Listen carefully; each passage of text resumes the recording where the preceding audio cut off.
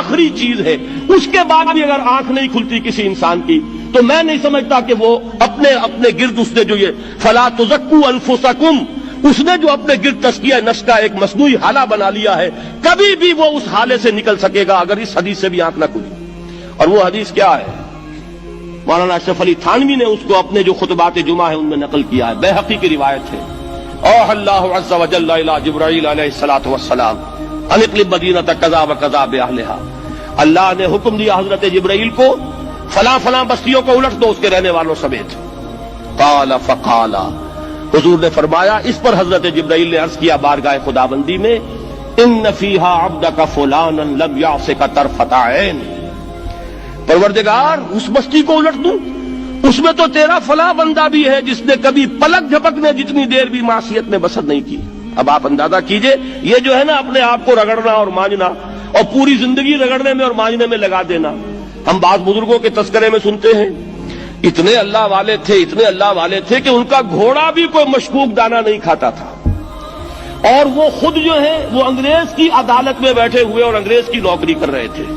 یہ ہے وہ میکروسکوپک اور مائکروسکوپک کا عدم توازن، طاغوت کی چاکری کر رہے ہیں، انگریز کی ملازمت کر رہے ہیں،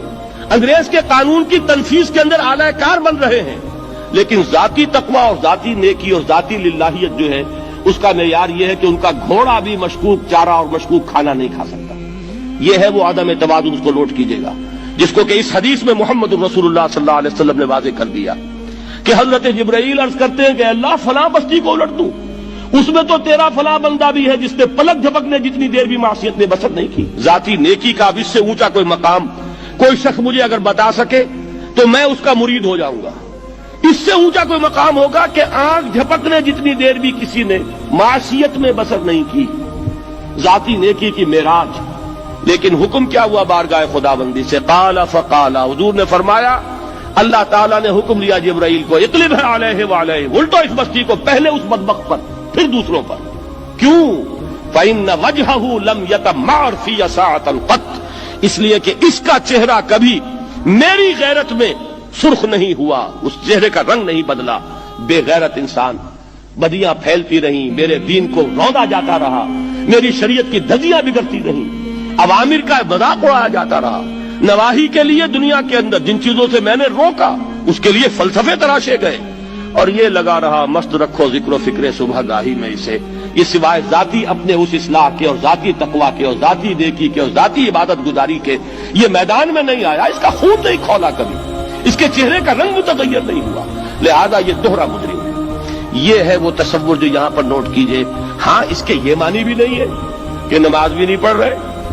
روزہ بھی نہیں رکھ رہے، اقامت دین کے کارکن ہیں، فرض نماز آ گئی ہے وہ چلی جا رہی ہے، جماعت کا کوئی اہتمام نہیں ہے۔ اب یہ دو انتہائیں ہیں، ایک انتہا یہ کہ وہ تزکیہ نفس جو ہے اسی میں وہ رگڑنے اور مانجنے کا عمل جاری ہے، ایک یہ کہ اس کا سرے سے کوئی تعلق ہی نہیں، اپنی ذات سے بحث ہی نہیں۔ وہ کیفیت وہ ہو گئی ہے جو یہود کی آئی ہے قرآن مجید میں کہ تامرون الناس بالبر وتنسون انفسکم وانتم تتلون الکتاب، کیا تم لوگوں کو نیکی کا حکم دیتے اور اپنے آپ کو بھول جاتے ہو؟ یہ دوسری انتہا ہے۔ پھر وہی بات عرض کروں گا، وہی بال سے زیادہ باریک اور تلوار کی دھار سے زیادہ تیز راستہ ہے جس پہ چلنا ہوگا کہ نہ یہ ہو کہ وہ مبالغہ ہو رہا ہو،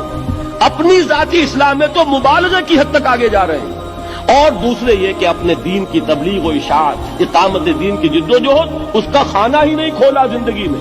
وہ کھاتا ہی نہیں کھلا ہے۔ یہ ایک انتہا ہے۔ دوسری انتہا یہ ہے کہ انسان یہ سمجھے اپنے آپ کو کہ میں تو مجاہد فی سبیل اللہ اور دین کا کارکن اور دین کا میں اللہ کے دین کو قائم کرنے کی جد و جہد کرنے والا ہوں، جبکہ